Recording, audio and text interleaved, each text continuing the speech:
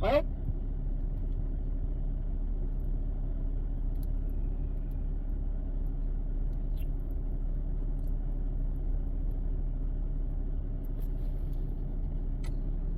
always like to find out a little bit about the person we're interviewing. What motivated you to become a police officer?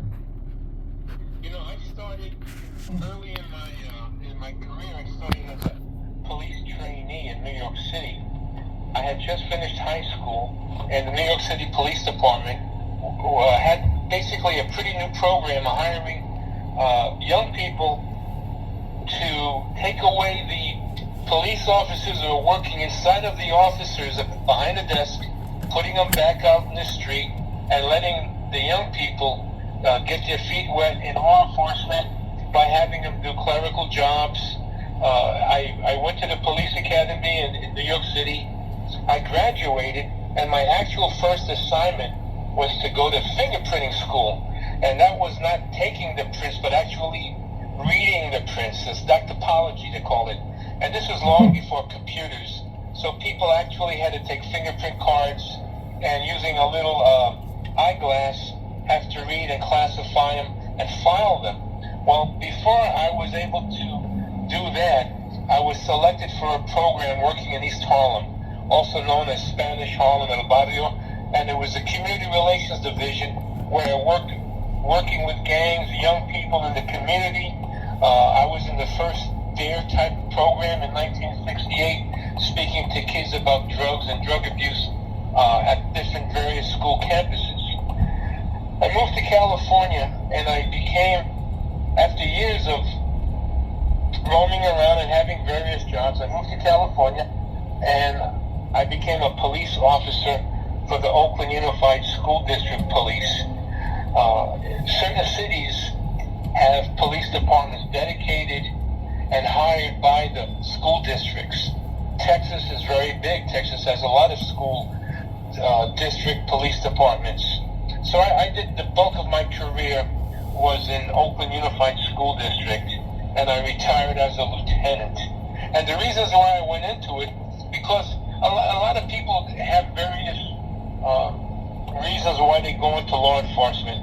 Some just want a civil service job with a good steady pay and a pension, and other people like the excitement. Other people like the idea of helping the community. As for me, it was a little bit of each one of those. I like the idea of driving around in a police car and having some excitement. I like the idea of working with the community, and of course the benefits was something that you really couldn't sneeze at. Let me ask you this: what area did you grow up in? Did you grow up in a tough area, an affluent neighborhood? I grew up in New York City, in Brooklyn, New York, and it was a good, fine area. It was very diversified. I mean, we had it's different from the diversity that we have nowadays. But I grew up. There was Italian, Jewish, Polish, African American, Asian, a lot of European, Central European families were there. Then later on, when I moved to Oakland, the variety of people that I met was a lot different. People from India, all the different Asian countries, Cambodia, Vietnam, Laos, a lot of different people, Africa. So I've always been surrounded by a lot of people of different cultures and ethnicities. And originally in Brooklyn, it was not as bad.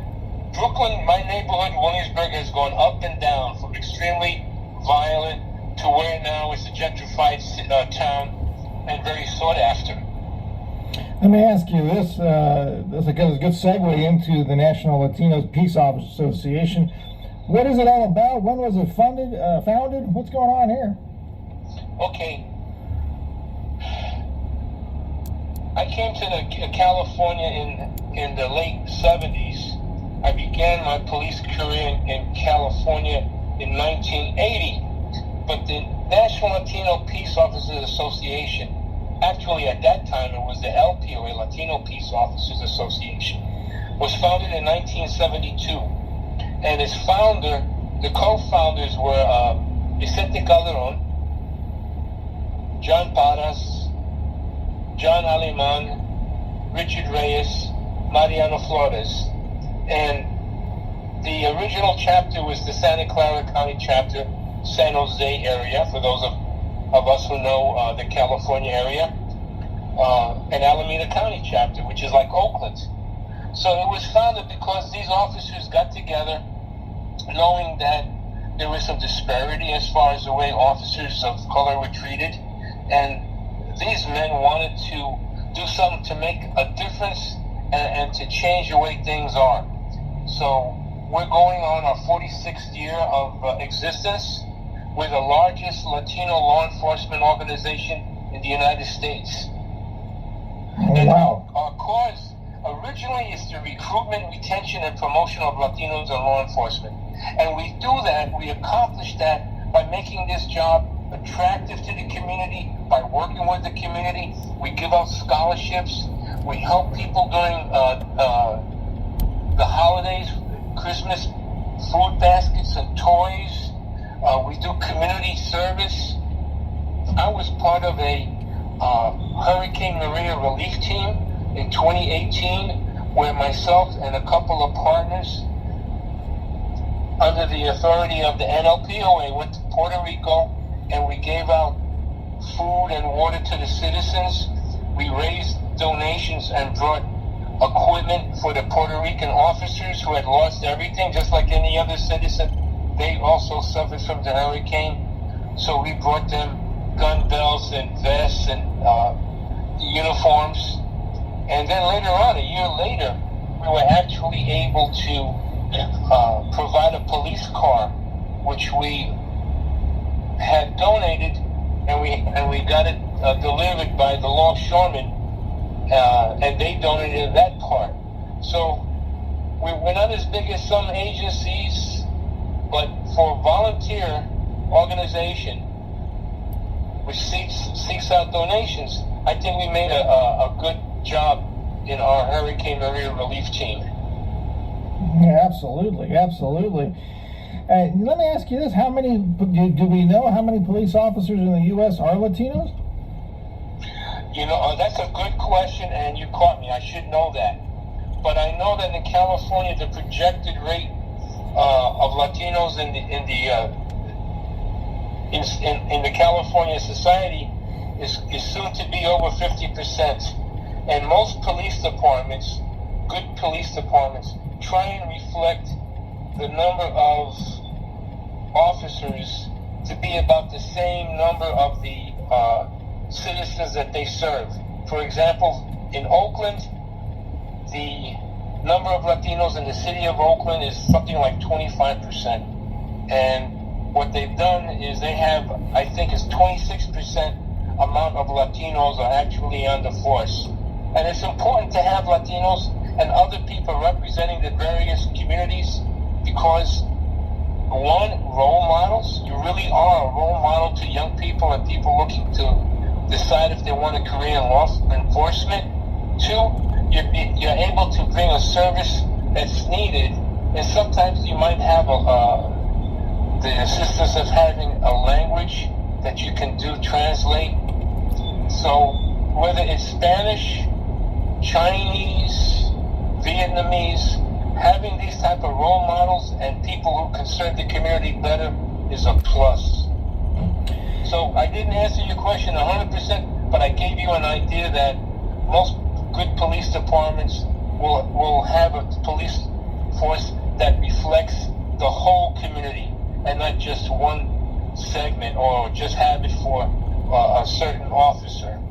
Hey, it's a brotherhood, so I got your 6 on this one. Hispanics or Latinos accounted for 60% of the increase since 2007, and there's an estimated 12% of officers in the U.S. are Latino, which is more than double what it was in 1987, which was only 5%. So there you go.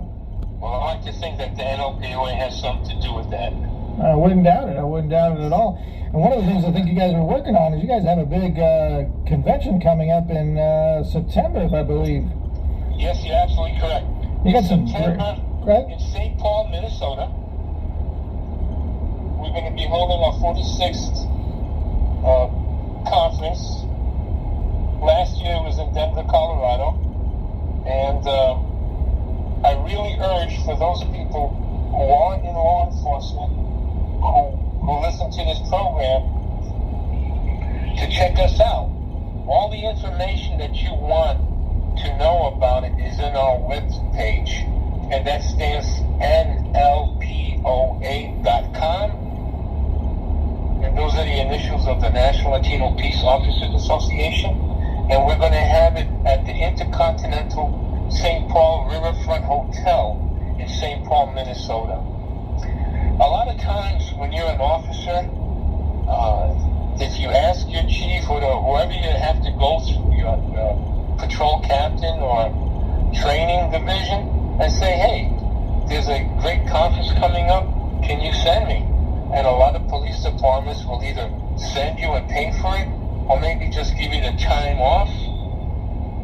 And all of this is done, excellent training, done by very professional instructors.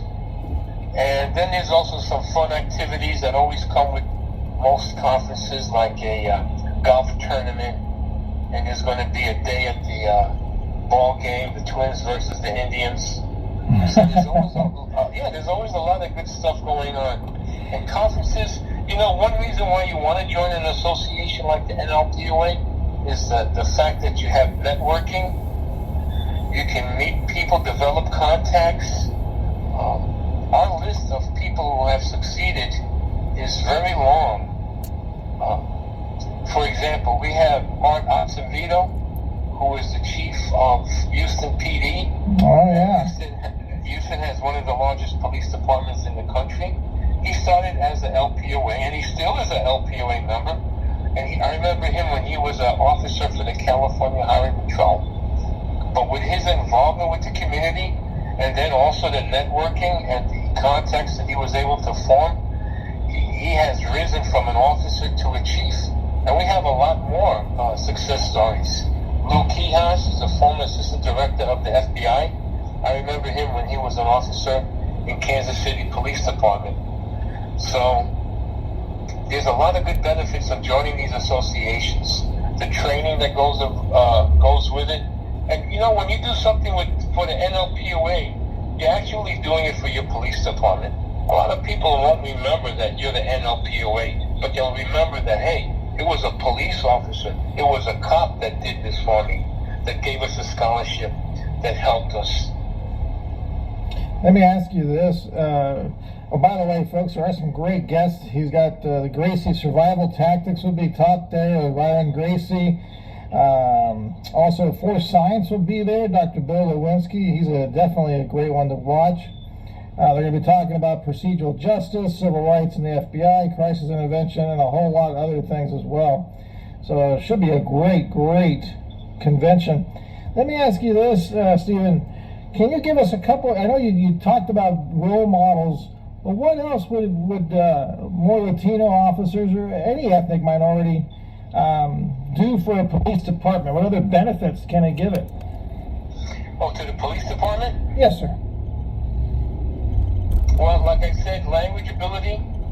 For those of us who speak a language, it's really, even in your own language, when you go to a police department and you're trying to get help as far, how do I get a report? How do I get a copy of my report? How do I make a complaint? Even in English, it's difficult. So can you imagine somebody who doesn't have full capacity to speak English going into a police department? So language is always one of the best things. Being culturally aware, knowing that certain cultures have certain ways of doing things. So these are some of the benefits of being a Latino or being a person of another ethnicity and going into police work. Great, excellent. So we covered that. Now there's another area we wanted to talk about too, which was a wonderful challenge coined for a great cause for an unfortunate tragedy, the Natalie Corona Scholarship Fund. What's going on here? Okay. First, a little bit about Natalie. Natalie Becky Corona was a young Latina female officer who worked for the Davis Police Department.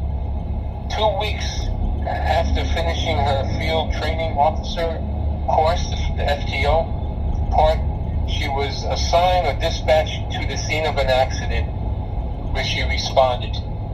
When she was there, a man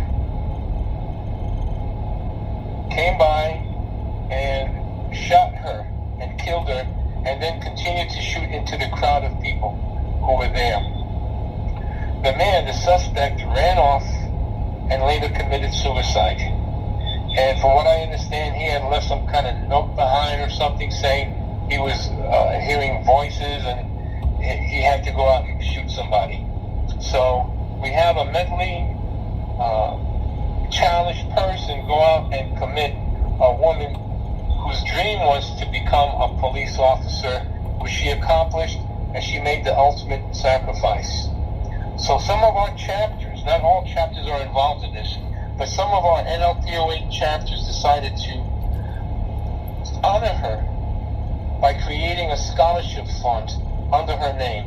And we spoke to the parents, and the parents gave us permission to use her name and image on a challenge coin. And through the sales of this challenge coin, we're going to generate funds to send a young person through a police academy. All of our chapters give out scholarships, and all of our chapters give out scholarships to young people who want to go to college. But this one particularly will be for police academy or post-certificate, post-certified academy. This way, you can have the benefit of having a certificate that will enable you to be hired by a police department. A lot of police departments, at least in California, accept candidates who have a post-certificate in their hands.